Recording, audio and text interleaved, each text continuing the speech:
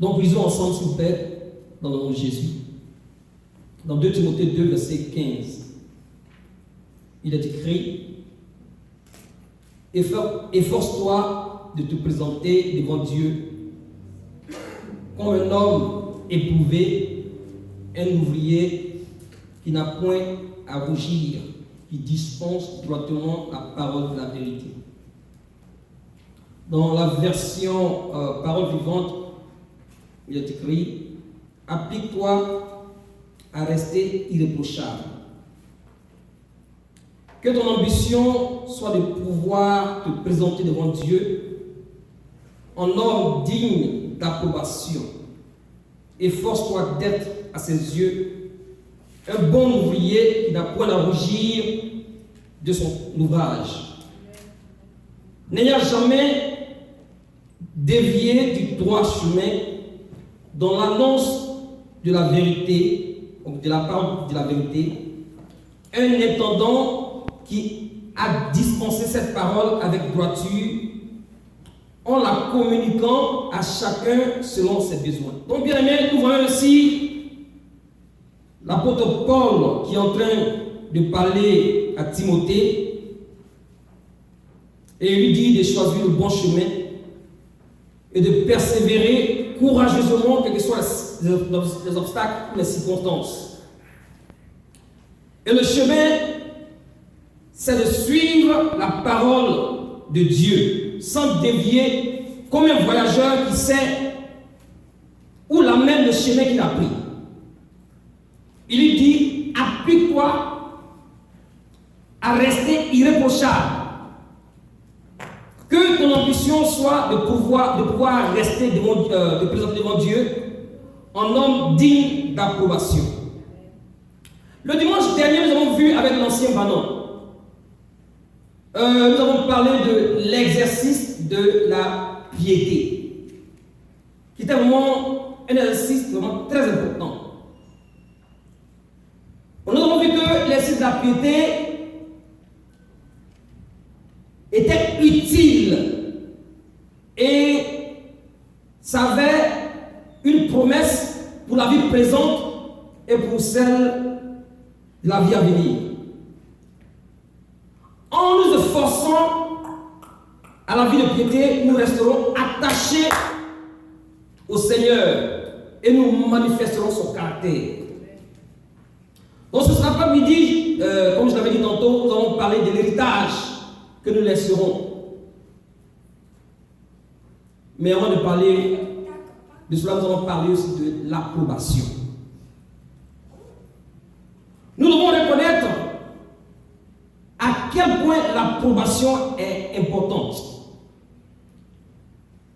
Par exemple, nous aimons avoir l'approbation de nos parents ou de nos amis ou d'une équipe qui désire l'approbation de ses supporters ou même certains d'autres étudiants qui désirent l'approbation de leurs professeurs. Mais le plus important, alors que nous vivons notre vie, l'approbation que nous recherchons tous et qui en fait est éternelle dans cette dimension est l'approbation de Dieu lui-même. Ici, dans notre texte, les paroles de Paul à Timothée, son fils, dans la foi, sont des paroles d'un homme plus âgé. Comme nous pouvons le voir dans 2 Timothée 4, 6. Il décrit sa vie comme étant à sa fin. Et il dit: car pour moi, je sers déjà de libation. Et le moment pour mon départ approche. Paul dit il sert déjà de libation. Paul savait que ce temps venait, il allait mourir. Et il était important pour lui de parler à son fils spirituel, de lui inculquer les valeurs spirituelles, les choses, parce que c'est important d'inculquer en tant que père. Nous avons inculqué à nos enfants la parole de Dieu. Parce que la parole de Dieu est l'héritage qui est le plus important que tout bien. bien-être, tout bien sur la terre, nous devons laisser à nos enfants. Donc il dit, car pour moi, je sais de libération et le moment de mon départ approche.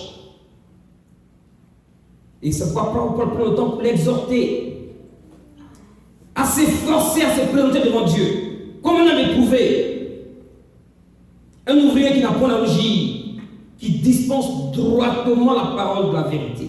Parce qu'il y a des gens aussi qui étaient là, qui changeaient la vérité de la parole de Dieu. C'était important pour Paul de dire à Timothée de continuer dans la vérité. Vous savez, c'est comme un père, quand il est prêt, ou bien il est bientôt pour lui, ou bien il est temps pour lui de partir, il parle à son enfant, il lui donne les directives, les recommandations à suivre.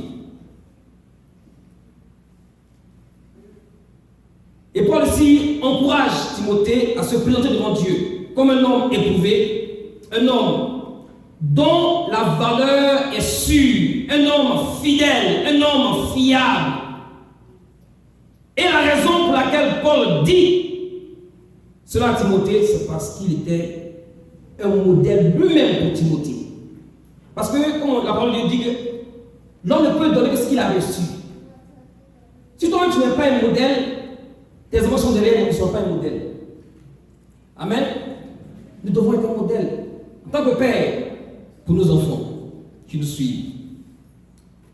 Que laisserons-nous derrière nous, nous en tant que pères? Comment les gens se souviendront de nous en tant que frères en Christ ou bien les gens que nous connaissons? Nous devons réaliser que notre vie ou nos vies sont comme un tableau, comme le tableau d'un artiste. Et que chaque jour, nous ajoutons quelque chose à ce tableau. Nous devons réaliser que notre vie est comme le tableau d'un artiste. Et que chaque jour, nous ajoutons quelque chose à ce tableau. Parce qu'il y aura un temps où on n'aura plus rien ajouter à ce tableau. Vous voyez? Quelle image laisserons-nous en tant que père, pour nos enfants, pour nos frères et sœurs dans le Seigneur? Chaque fois que nous quittons une salle ou bien une pièce, nous laissons un héritage. Partout où tu vas, soit au marché, au travail, tu laisses un héritage. Alors, réfléchissons ensemble, bien-aimés. Dans le moment que Dieu nous accorde sur la terre,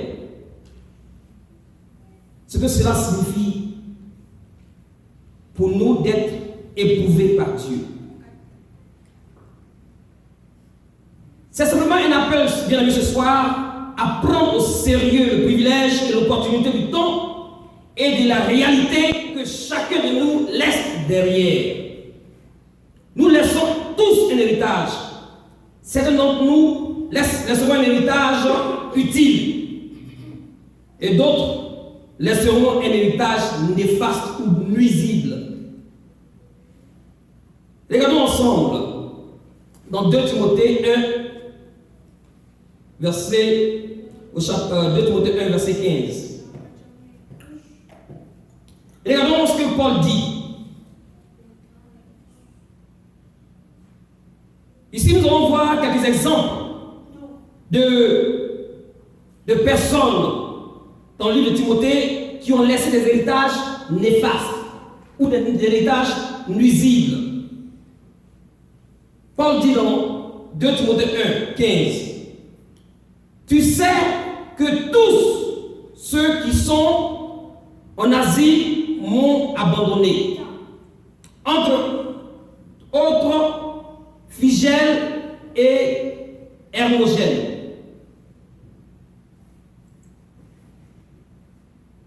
Parmi toutes ces personnes qui étaient là-bas en Asie, Paul cite souvent ces deux noms, Phygèle et Hermogène, qui étaient peut-être sans doute sûrement les amis de Paul, qui étaient avec Paul. Mais il y a eu un moment où ils ont abandonné Paul. Ou sûrement Paul avait vraiment besoin de lui. Est-ce qu'il vous arrive, quand vous traversez des moments difficiles, des gens qui sont supposés être vos amis, ou bien vos frères, vous abandonnent? Est-ce qu'il vous arrive ça? Et cela vous arrive. Et c'est ce cas ici de Phygène et Hermogène. Quel héritage il laisse? Chaque fois que nous lisons la Bible, nous allons lire de Phygène et Hermogène. Nous allons voir que ce sont des personnes qui ont fait quoi? Ils ont fait quoi? Ils ont abandonné Paul. Abandonné Paul. Quand nous regardons aussi, bien aimé, dans 2 Timothée 2, 15 à 17, voici ce qu'il est dit. Paul ici donne les instructions encore à son fils Timothée. Il dit: évite les discours vains et profanes, car ceux qui les tiennent avanceront toujours plus dans l'impiété et leur parole rongera comme la gangrène. De ce nombre sont Hyménée et Philette, qui se sont détournés de la vérité, disant que la résurrection est déjà arrivée, et qui renversent la foi de quelques-uns. Ici, Paul avertit encore Timothée, en lui donnant des instructions. Ici, ces hommes n'ont pas eu un bon rapport de la part de l'apôtre Paul. Il dit qu'ils se sont détournés de la vérité. Peut-être qu'ils avaient commencé dans la vérité, et à un moment, ils se sont détournés de la vérité. Et ma prière ce soir est que chacun de nous, vraiment, si nous commençons la vérité, nous devons persévérer dans la vérité. Le Seigneur, qui est notre Père, nous appelle à persévérer dans la vérité, à ne pas nous détourner. Il dit que ces hommes enseignent des enseignements qui ne sont pas la part de Dieu. Et il dit que leur enseignement se répandra comme la gangrène. Une pensée vraiment dégoûtante. Et parmi ces hommes qui étaient en Asie, Hyménée et Philette faisaient partie de ces hommes qui se sont éloignés de la vérité et qui enseignaient l'erreur. Et ils étaient remplis d'orgueil. Ouais, quand il veut se détourner de la voix du Seigneur, c'est l'orgueil qui va prendre son cœur. Et là, il va commencer à dire ce qui n'est pas d'accord de Dieu. Que le Seigneur nous sauve, de l'erreur doctrinale et de l'orgueil. Nous pouvons voir aussi l'exemple de Démas dans 2 Timothée 4, versets 9 à 10. Nous sommes nous donner des exemples des hommes qui avaient laissé un mauvais héritage lorsque nous lisons la parole de Dieu. Regardons ensemble Démas. Qu'est-ce qu'on dit de Démas? Dans 2 Timothée 4, versets 9 à 10. Paul écrit et puis il dit: viens plutôt vers moi, car Démas m'a abandonné pour l'amour, pas amour pour le siècle présent. Et il est parti pour Thessalonique. Démas m'a abandonné.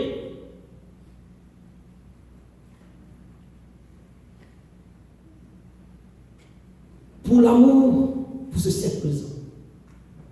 Démas a commencé bien. Et l'amour du monde, ou bien l'amour pour le monde, pour ce siècle présent, avait vraiment rempli son cœur. De telle manière qu'il a dit non, cette affaire de Paul là, je suis de l'Angelès.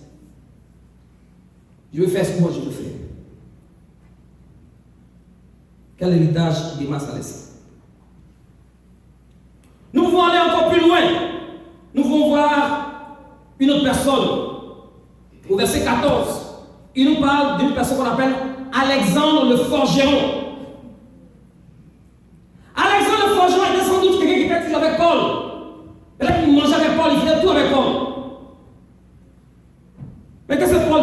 d'Alexandre de Forgeron. Quel héritage Alexandre laisse lorsque nous voyons son nom dans la Bible? Il dit Alexandre de Forgeron m'a fait beaucoup de mal.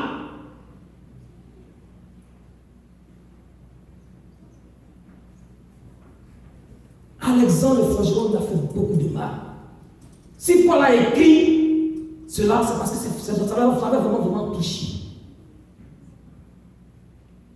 Quel héritage Alexandre de Forgeron laisse? Bien aimé, comment les gens se souviendront-ils de nous?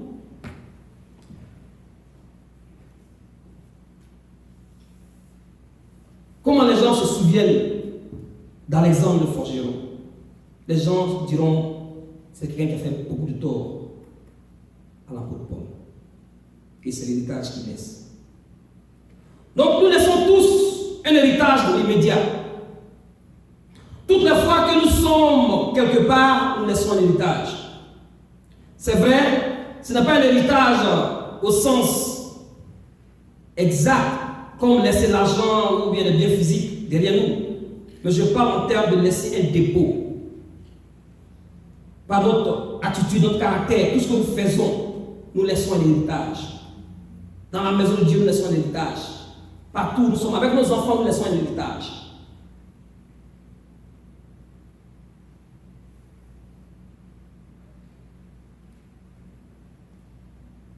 Par exemple, lorsque nous sortons d'un lieu, qu'est-ce que les gens disent de toi? Ou bien les gens sont contents que même tu sois parti même de ce lieu. Quel héritage tu laisses? Quel héritage tu laisses? Regardons ensemble quelques noms de personnes qui ont laissé un héritage utile. Après avoir parlé de ceux qui ont laissé un héritage négatif ou un héritage néfaste. Regardons ensemble. Dans 2 Timothée 1, versets 16 à 17, il est dit que le Seigneur répande sa miséricorde sur la maison d'Onésiphore, car il m'a souvent consolé. Il n'a pas eu honte de mes chaînes. Au contraire, lorsqu'il est venu à Rome, il m'a cherché avec beaucoup d'empressement et il m'a trouvé.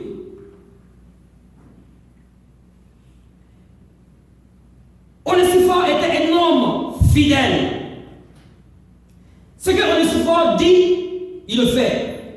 On nous dit ici que Onésiphore a consolé l'apôtre Paul lorsqu'il était vraiment dans les temps de détresse. Il dit Onésiphore m'a consolé. Il n'a pas eu honte de mes chaînes.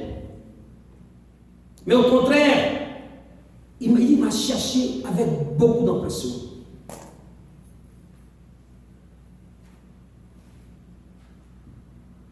C'est-à-dire, quand tu appelles Onésiphore et il prend le téléphone, et Onésiphore, on a un truc qu'on va faire aujourd'hui. Tu vas être là. Quand Onésiphore dit oui, je serai là, il va être là. Ça, Onésiphore, c'est quelqu'un qui même si on peut compter. Regardons aussi l'exemple des parents de Timothée.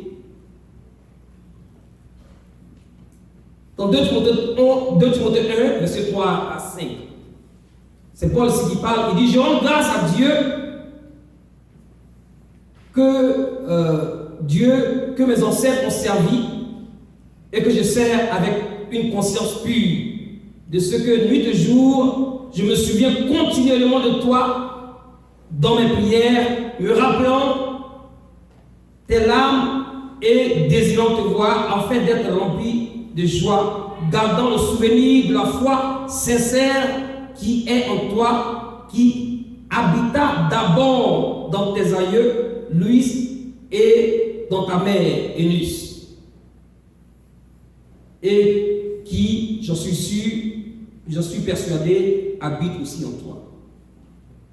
Louis et Eunice, quel merveilleux héritage elles ont laissé à leur fils Timothée, maintenant qu'il est devenu le pasteur de l'église d'Éphèse.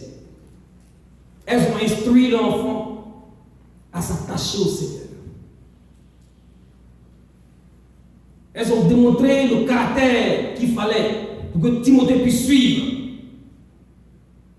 Et Paul bénit le Seigneur pour leur vie.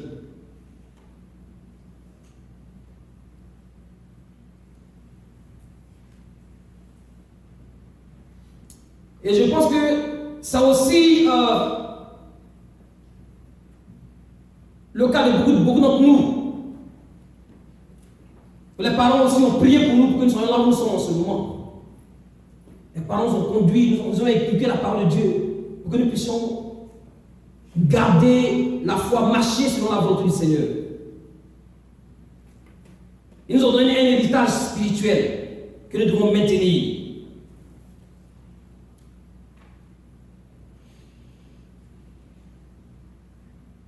Et je pense que chacun de nous ici a une personne pour laquelle nous sommes infiniment reconnaissants pour ce qu'ils ont mis en nous un dépôt. Mais la plupart d'entre nous ne comprennent pas que nous sommes en train de laisser un héritage à ceux qui nous suivent. Par exemple, lorsque nous voyons l'exemple de Démas et des autres qui ont abandonné Paul, au verset 11 du chapitre 4, il dit, eux tous m'ont abandonné, mais Luc seul est avec moi. Parlons du docteur Luc. Luc seul est avec moi. Tous m'ont abandonné. Seul Luc est avec moi.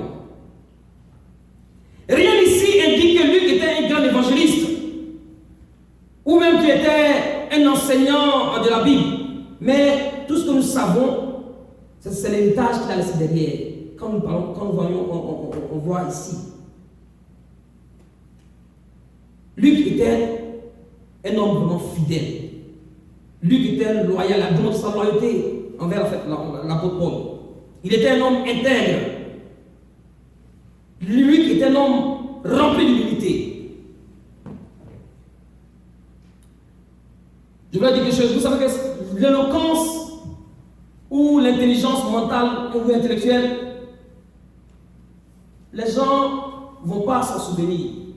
Mais c'est des actions que nous menons. Quand tu n'es plus là, qu'est-ce que les gens ont dit de toi? Qu'est-ce que les gens ont dit de toi? Laisse-moi vous dire que les choses dont les gens se souviendront sont les choses comme la gentillesse. Quel genre de personne c'était? Oh, il était vraiment gentil. Il avait la douceur. Il était vraiment honnête. Il était vraiment intègre. Il manifestait l'amour. Il était vraiment jovial. Quelles que soient les circonstances qu'il traversait, il était dans la paix. Quand il marchait, il avait la paix du cœur. Quel héritage, bien-aimés, nous laissons?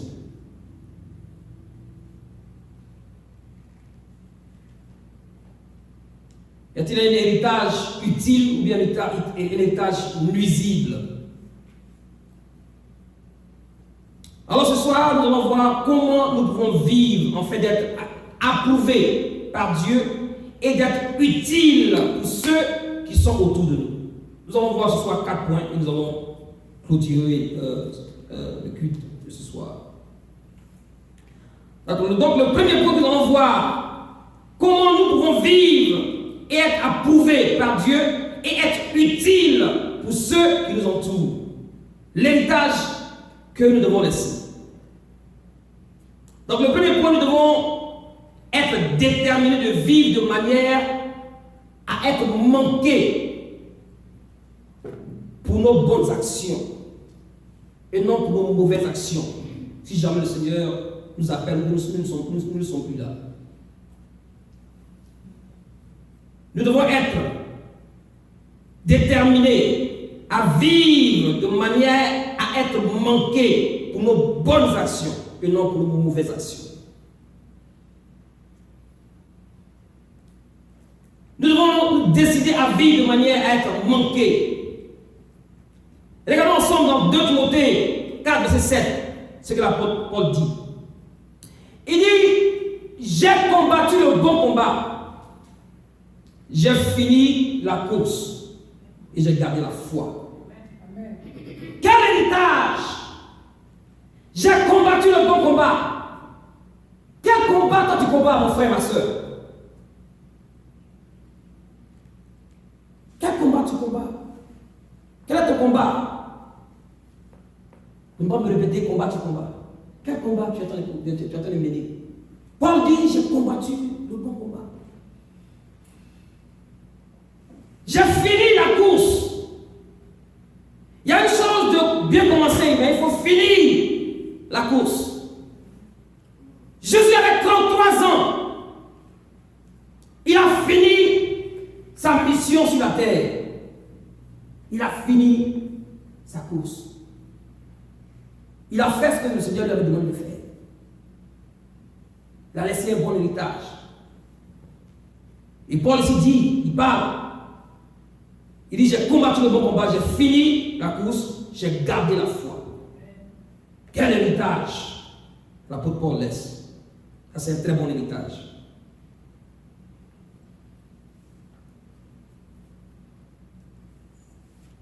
Il est un bon exemple de la vie par la foi que nous devons aspirer.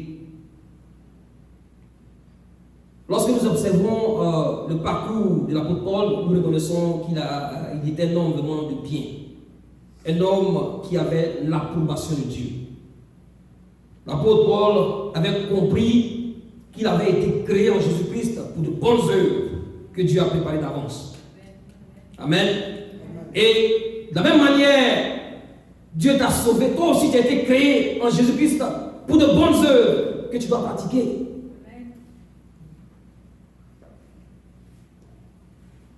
Si nous voulons l'approbation de Dieu, ayons pour objectif à être manqués par les autres lorsque nous ne serons plus. Les autres vont nous manquer pour nos bonnes œuvres et non pour les mauvaises œuvres. Les gens vont se rappeler de nous pour les choses que nous avons faites.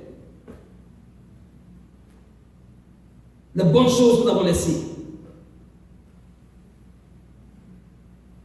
Si les gens doivent vraiment nous manquer, nous manquent, bien aimés, pour les paroles aimables ou les textos édifiants que nous leur apportons quand ils ne vont pas, ils ne se portent pas bien.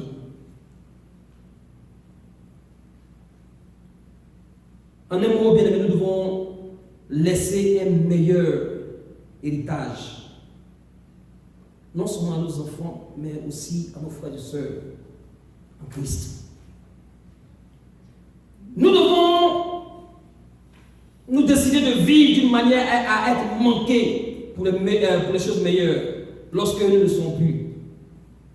Soit parce que peut-être le Seigneur nous appelle à aller quelque part et les gens avec qui nous sommes ne vont plus nous voir, ou bien soit peut-être que le Seigneur nous appelle à aller vers lui. La vie chrétienne est une course qui dure tout le temps de notre vie et elle a des implications pour l'éternité. Donc le premier point, bien aimé, nous devons chercher à vivre, amen, d'une manière à être manqué pour nos bonnes œuvres et non pour nos mauvaises œuvres. Le deuxième point, nous ne devons pas sous-estimer l'impact d'une vie solitaire vécue à la gloire de Dieu. Qu'est-ce que je veux dire? Nous ne devons pas sous-estimer l'impact d'une vie solitaire vécue à la gloire de Dieu. Ne dis pas que, parce que je suis seul, je m'en fous, je vais faire ce que je veux.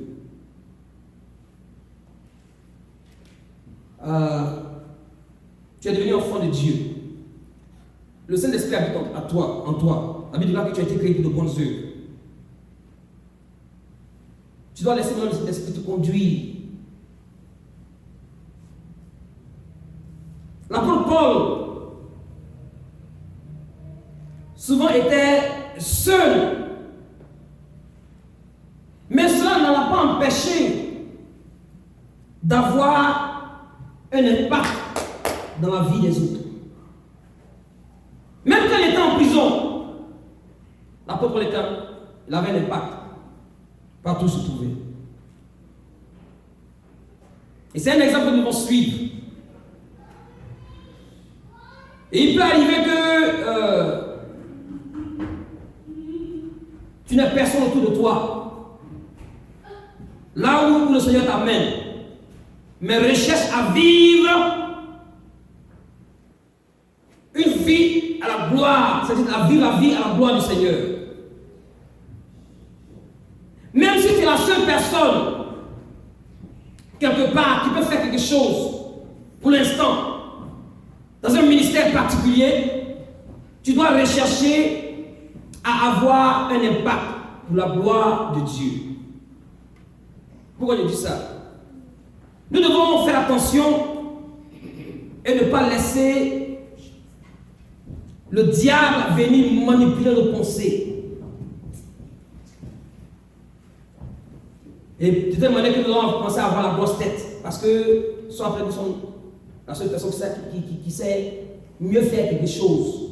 Par exemple, tu es quelque part, c'est toi qui sais faire la chose là que tout le monde. Et parce que tu es la seule personne, tu dis, ah, moi, de toute façon, si moi je ne fais pas, rien ne va se faire. Ou bien si je ne suis pas là, rien ne va se passer. Ce n'est pas une attitude que nous devons avoir. Avoir la grosse tête. Ça, c'est l'orgueil. Et quand l'orgueil est en toi, ça dit qu'en même temps, c'est l'égoïsme. L'égoïsme, l'esprit d'égoïsme qui t'anime. Le Seigneur dit non. Ne laisse pas le diable te faire croire que il n'y a rien que tu peux apporter au groupe. Il y a quelque chose que tu peux apporter au groupe parce que le Saint-Esprit est en toi. Viens et participe avec eux. Ne te mets pas à l'écart. Ne te mets pas que celui qui se met à l'écart cherche puis il s'élite contre tout ce qui est sage. Participe.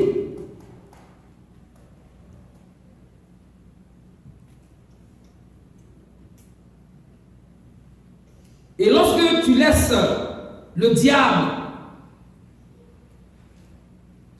manipuler tes pensées, bien aimé, il t'a complètement neutralisé. Donc nous devons faire vraiment attention. C'est pourquoi l'apôtre Paul dit dans Romains 12, verset 3, il dit, par la grâce qui m'a été donnée,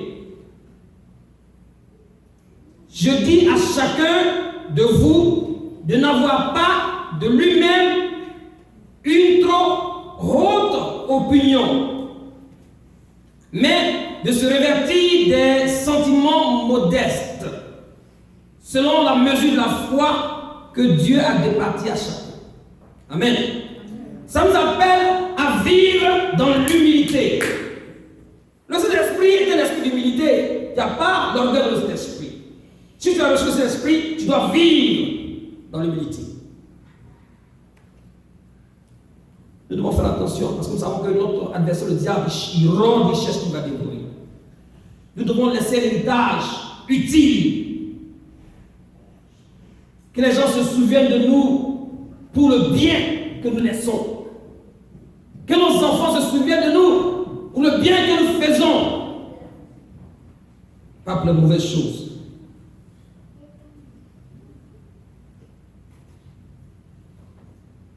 Ce que tu peux faire dans la maison de Dieu, fais-le par la grâce de Dieu.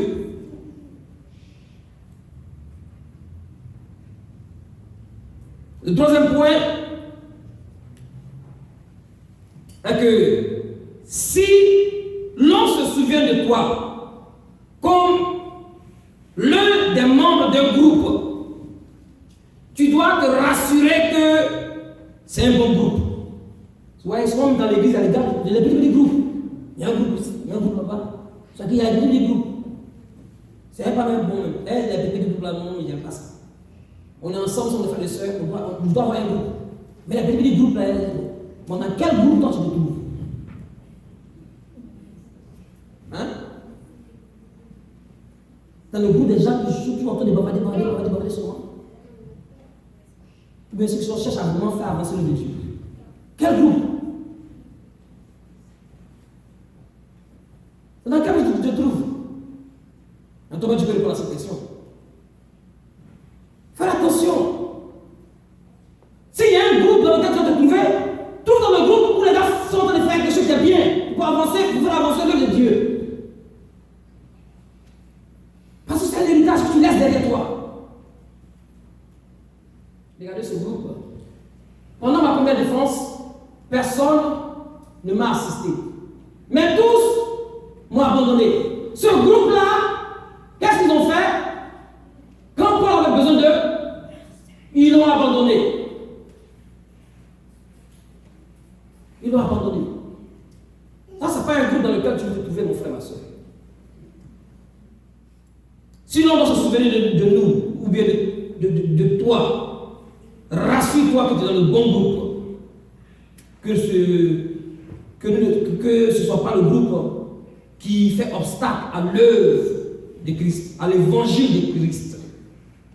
Et pour finir, le quatrième point, nous devons être déterminés qu'avec l'aide de Dieu, nous saisirons l'opportunité de faire le bien. Car nous ne savons jamais quand ce sera la dernière fois, ou bien quand ce sera notre fin. Ça dit, pendant que je pensais à ce message, je me rappelle aussi du frère Hervé. La fois de nous a donné un témoignage, vraiment, ça nous a fait vraiment, ça nous a vraiment touché. Nous ne savons ni le jour, ni l'heure. C'est pourquoi nous devons nous attacher au Seigneur et faire ce qui est bien. Quand je l'avais dit tantôt, notre vie, c'est une sémence. C'est que tu sèmes ce que tu vas récolter. Mais que tu sois reconnu pour les choses les bonnes choses, pas pour les mauvaises choses. Parce que c'est un héritage que tu laisses derrière. Tu ne sais pas quand tu vas partir. Quel héritage laisserons-nous?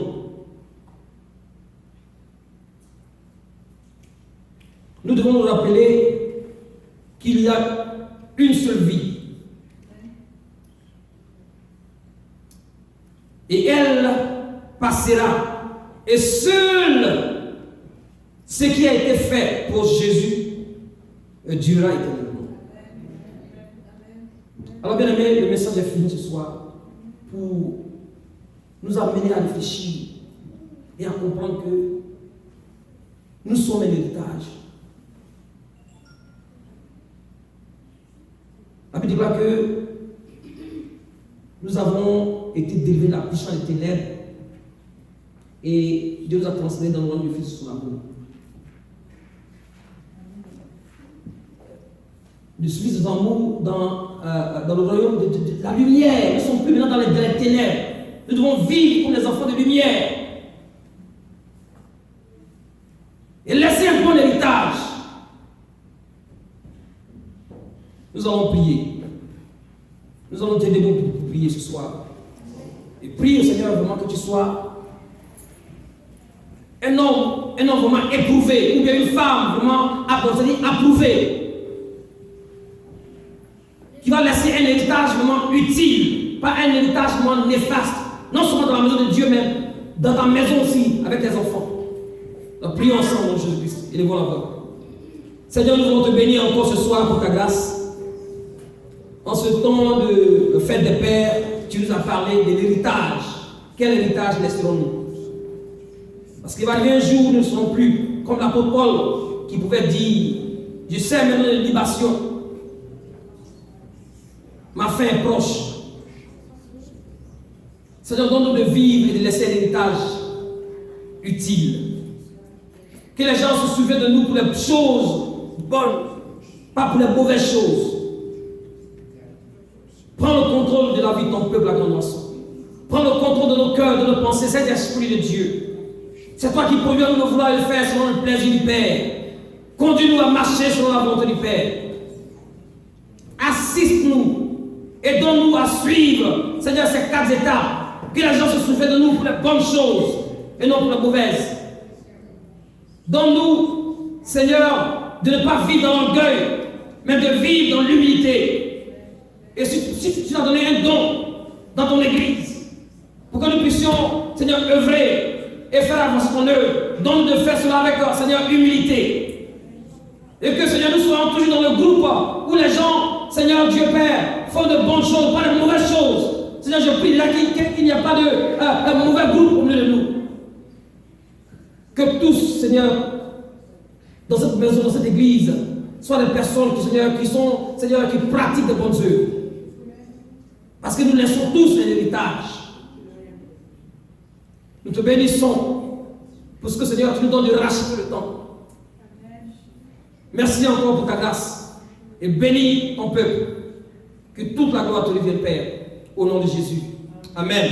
Amen. Amen. Soyez bénis. Acclame le Seigneur notre Dieu. Alléluia.